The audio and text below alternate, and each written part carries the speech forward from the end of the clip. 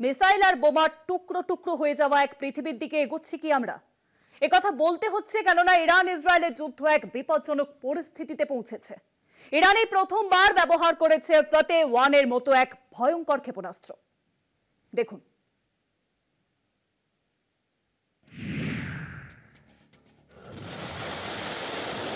ইসরায়েলকে জবাব দিতে সুপারসনিক মিসাইল হামলা ইরানের মাটিতে হামলার ঝাঁজ আরও বাড়ালো ইসরায়েল। একে অপরের বিরুদ্ধে বেলাগাম মিসাইল হামলা, প্রাণ হারাচ্ছেন দুদেশের সাধারণ নাগরিক।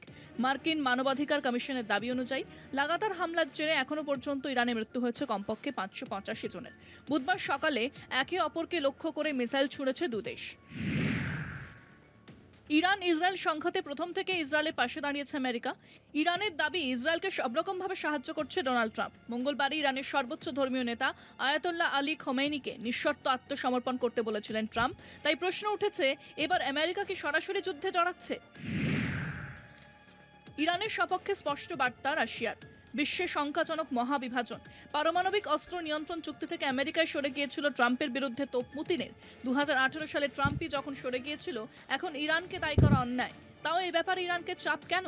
এটা রাশিয়া মানবে না, সাফ বার্তা পুতিনের। এবার কি তাহলে তৃতীয় বিশ্বযুদ্ধ? এদিকে ইসরায়েলের বিরুদ্ধে যুদ্ধে ইরানকে বিপুল অস্ত্র সরবরাহ চীনের। অগ্নিকুণ্ডে ঘৃতাহুতি দিয়েছে চীন, দাবি ইসরায়েলের বিদেশ মন্ত্রকের। তেহরানে একটি চীনা কার্গো বিমান অবতরণের খবর পাওয়া গিয়েছে।